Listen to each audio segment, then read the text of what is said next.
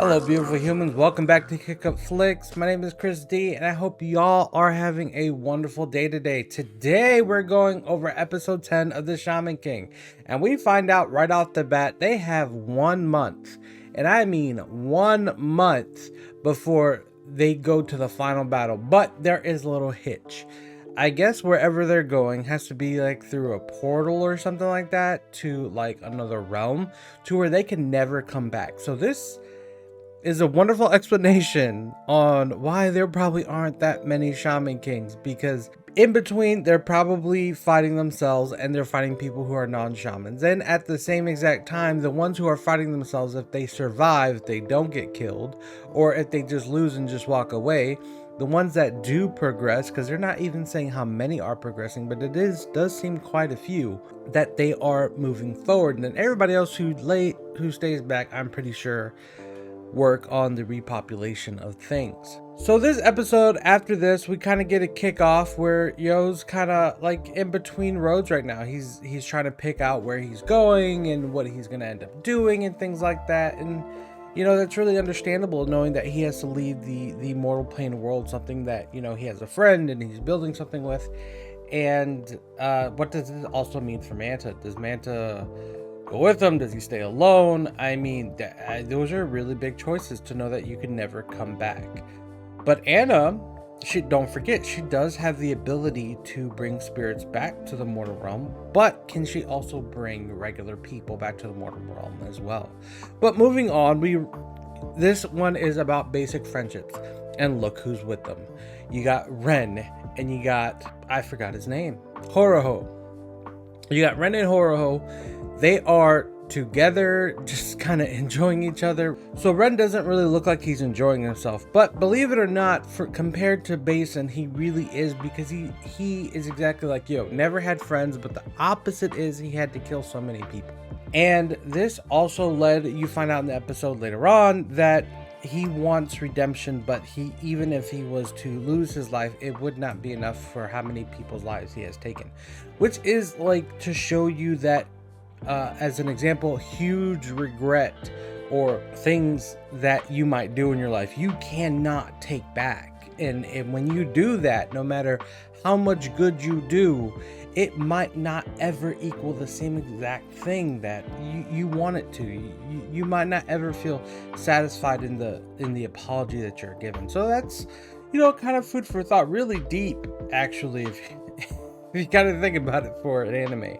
But moving on from that, Yo runs into, on the walk home to these guys. They, I guess they also made it into the shaman fights, and they wanted to take Yo out. They know that Yo's a threat, but they might as well just do it 2-on-1. They have a very interesting power. They play music, and when they play music, it is kind of like the enchantment to send spirits to heaven forcefully. Now, of course, that does mean that because Amidamaru did complete what he initially wanted, he will go to heaven. He won't go anywhere else and suffer for an eternity. But it seems like that's what these guys do. They don't seem to be very memorable. I really didn't catch their names because all they kept saying throughout the whole entire thing. But they were just a filler for the episode.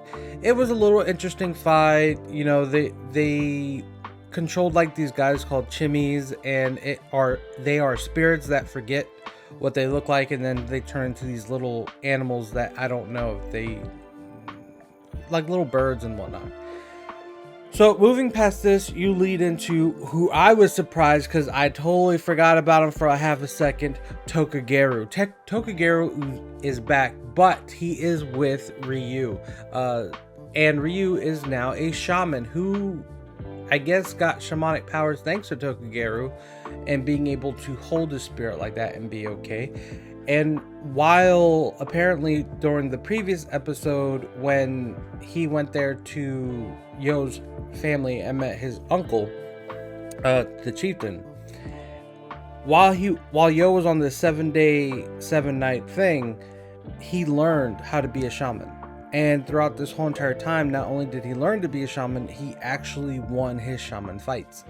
So that goes to say that he has an affinity. Now, Yo did get a little salty. By saying, oh, well, if you made it, I feel less excited to go to the shaman fights to begin with. But how do you judge a person if you never know their training regimen to begin with? I mean, you don't know how hard he trained. He might have a natural affinity for it, and he is pretty strong. Tokugaro's reasoning for not moving on or passing on was very simple. He wanted to fight Minamoto and beat him.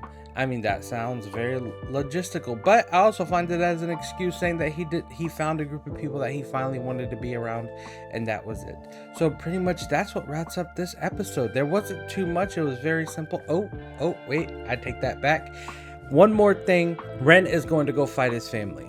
That's exactly what's happening. And it left off at the end of episode 10 that Ren is really on his horse, I think pretty much with Basin, and about to fight his father's undead army, which is I wonder how that's gonna go. So I can't wait to watch episode 11. Let me know what you think down in the comments about episode 10. If you found out anything, if I missed anything, please let me know.